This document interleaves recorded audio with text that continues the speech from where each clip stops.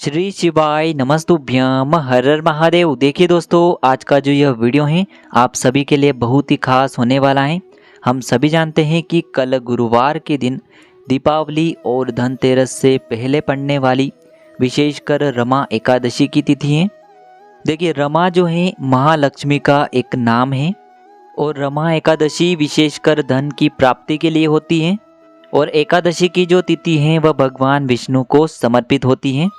देखिए, इस बार की जो एकादशी है बहुत ही शुभ संयोगों के साथ बन रही है, क्योंकि गुरुवार का जो दिन है वह भी भगवान विष्णु को समर्पित होता है। कार्तिक का जो पूरा महीना है वह भी भगवान विष्णु को समर्पित होता है और एकादशी की जो तिथि है वह भी भगवान विष्णु को समर्पित होता है। इसीलिए आपको भगवान विष्णु और माता लक्ष्मी को प्रसन्न करने के लिए बहुत ही चमत्कारी उपाय करने हैं। देखिए, आज के इस पूरे वीडियो में हम आपको 4 महा उपाय बताने वाले हैं। देखिए, पहला उपाय, कार्तिक का बहुत ही पवित्र महीना चल रहा है, तो इसी दिन हमें तुलसी जी का बहुत ही विशेष उपाय करना है। और गुरुवार की इस एकादशी पर आपको विशेष दीपदान किस प्रकार से करना है आज के इस वीडियो में हम जानेंगे। दूसरा जो उपाय है, आपको मात्र स्वधा नाम का स्मरण करना है और आपकी जो भी अधूरी मनोकामना होगी वह सभी परिपूर्ण होगी।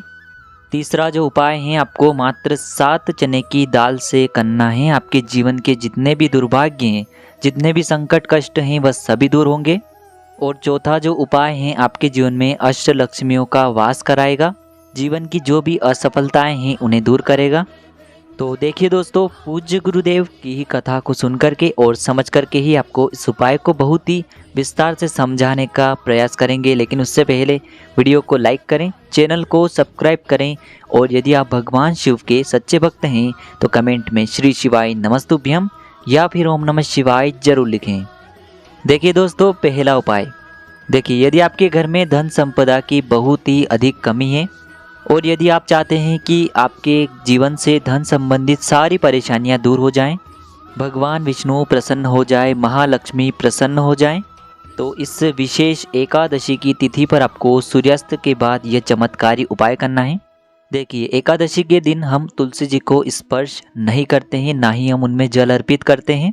तो देखिए, आपको एक दीपक लेना है। दीपक आप मिट्टी का भी ले सकते हैं, आटे का भी ले सकते हैं। दीपक के अंदर आपको विशेषकर गोल बाती का प्रयोग करना है।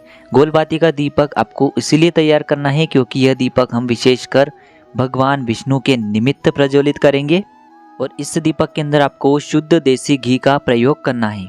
देखिए, अभी कार्तिक का बहुत ही पवित्र महीना चल रहा है और इसमें तुलसी जी के वहाँ पर दीपदान का विशेष महत्व होता है।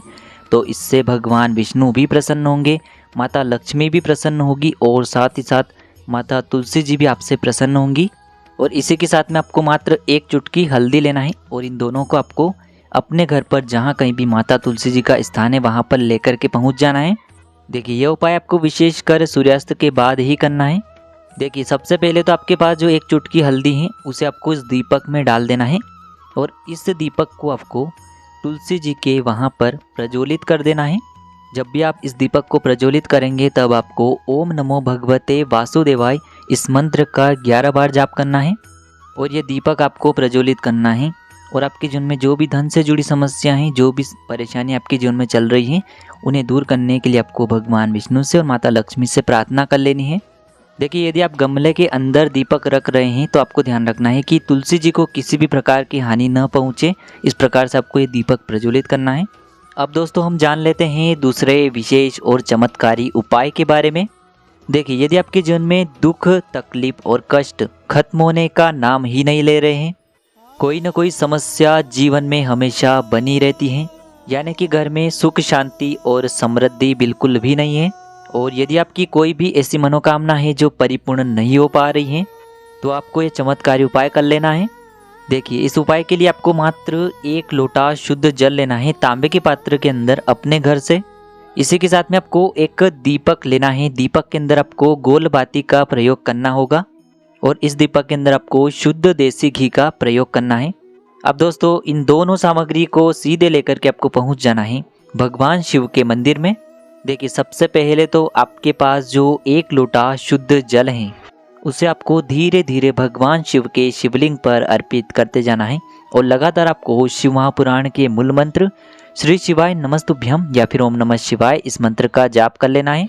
अब दोस्तों जल समर्पित करने के बाद शिवलिंग के सामने जो नंदी महाराज होते हैं उनके पीछे आपको आना है और वहाँ से आपको शिवलिंग को देखते हुए 3 बार एक शब्द का स्मरण करना है।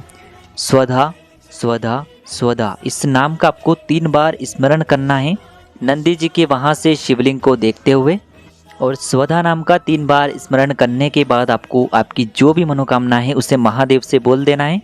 अब दोस्तों जैसे ही आप मंदिर से बाहर निकलेंगे तो भगवान शिव के मंदिर की जो चौखट होती हैं उसके उल्टे तरफ, यानी कि आप जब भी बाहर निकलेंगे तो आपके उल्टे तरफ आप जो एक गोलबाती का दीपक लेकर के आए हैं उसे भी आपको वहाँ पर प्रज्वलित कर देना है। दोस्तों ध्यान रखें कि जब भी आप ये दीपक लगाएंगे तो इसके नीचे आपको आसन के रूप में गेहूँ चावल या फिर धान कुछ भी आपको अवश्य रखने हैं। बस एक बार आपको मात्र इस कार्तिक मास की एकादशी पर यह उपाय कर लेना है। आपके जीवन की सारी समस्याएं और सारी बाधाएं दूर होगी। अब दोस्तों हम जान लेते हैं तीसरे विशेष और महा उपाय के बारे में। देखिए इस उपाय को करने के लिए मात्र आपको एक तांबे के पात्र के अंदर अपने घर से शुद्ध जल लेना है और इसी पात्र के अंदर आपको एक टुकड़ा गुड़ का मिला लेना है, यानी कि आपको गुड़ से मिश्रित जल तैयार कर लेना है। इसी के साथ में आपको 7 चने की दाल यानी कि 7 चने की दाल आपको लेनी है। देखिए जो आप 7 चने की दाल लेंगे वह कहीं से भी खंडित नहीं होनी चाहिए। गुरुजी ने बताया है कि आप 7, 11, 21, 51 या फिर 108 जितनी भी आप लेना चाहें उतनी चने की दाल ले सकते हैं, लेकिन आपको कम से कम 7 चने की दाल तो लेनी ही है। अब दोस्तों इस तांबे के पात्र को लेकर के और 7 चने की दाल को लेकर के सबसे पहले तो आपको पहुंच जाना है केले के वृक्ष के वहाँ पर। देखिए गुरुवार की एकादशी है, आप सभी को पता है कि गुरुवार का दिन भगवान विष्णु नारायण को समर्पित होता है और गुरुवार के दिन भगवान विष्णु केले के वृक्ष में ही निवास करते हैं, उनका वास होता है। तो बहुत ही शुभ संयोग है क्योंकि एकादशी की तिथि, गुरुवार का दिन और कार्तिक का महीना तीनों ही भगवान विष्णु को समर्पित हैं और गुरुवार के दिन हमें पीले रंग का उपाय तो अवश्य ही करना चाहिए। अब देखिए दोस्तों आपको केले के वृक्ष के वहाँ पर पहुँचने के बाद आपके पास जो 7 चने की दाल हैं उसे आपको उस पात्र के अंदर डाल देना है। ओम नमो भगवते वासुदेवाय इस मंत्र का जाप करते हुए अब दोस्तों इस जल को आपको केले के वृक्ष की जड़ में समर्पित करना है और आपको लगातार ओम नमो भगवते वासुदेवाय इस मंत्र का जाप करते रहना है। देखिए गुरुजी ने कहा है कि गुरुवार की एकादशी के दिन आपको केले के वृक्ष को स्पर्श करना है और आपके जीवन की जो भी मनोकामना है, जो भी समस्याएं, या फिर यदि आपको किसी भी कार्य में सफलता प्राप्त करनी है, यदि आपके जो बच्चे हैं वह किसी कार्य में सफल नहीं हो पा रहे हैं, आपको अपने व्यापार में वृद्धि करनी है, तो आपके मन की जो भी इच्छा है उसे आपको बोल देना है ताकि भगवान विष्णु और माता लक्ष्मी की कृपा से आपके जीवन के जो भी खाली भंडार हैं वह भर जाएं। तो इस प्रकार से आपको ये सुंदर सा उपाय करना है। अब दोस्तों हम जान लेते हैं चौथे और अंतिम उपाय के बारे में। देखिए इस उपाय के माध्यम से आपके जीवन में जो भी धन से जुड़ी समस्याएं हैं वह सभी दूर होगी। यदि आपको किसी भी कार्य में सफलता प्राप्त करनी है तो उन कार्यों में आपको सफलता मिलेगी। देखिए जिन बच्चों की नौकरी नहीं लग पा रही है विशेषकर उन्हें भी यह उपाय करना चाहिए और जिनका भी व्यापार अच्छे से नहीं चल पा रहा है उन्हें भी यह उपाय करना चाहिए। देखिए इस उपाय के लिए आपको एक तांबे के पात्र के अंदर अपने घर से शुद्ध जल लेना है। इसी के साथ में आपको मात्र थोड़ा सा शहद लेना है। शहद आपको मात्र आधा चम्मच या फिर उससे भी कम लेना है।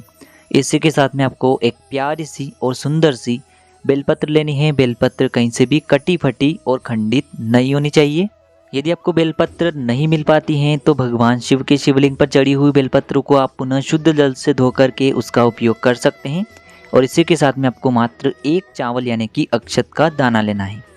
अब दोस्तों इन सभी सामग्रियों को लेकर के आपको पहुंच जाना है भगवान शिव के मंदिर में। यह उपाय आप सुबह भी कर सकते हैं और शाम के समय भी कर सकते हैं।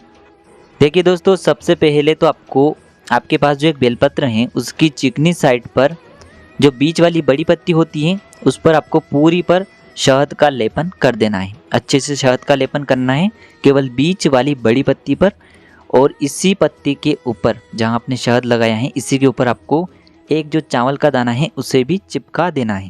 देखिए आपको वीडियो के अंदर अच्छे से बताने का प्रयास किया जा रहा है। इसी प्रकार से आपको शहद के अंदर इस चावल के दाने को चिपका देना है।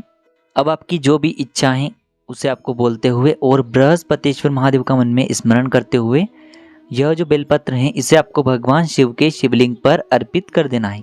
देखिए बेलपत्र की चिकनी साइड शिवलिंग से स्पर्श होगी, इसकी डंडी आपको जलाधारी की ओर रखनी है। इस प्रकार से आपको बेलपत्र समर्पित कर देनी है।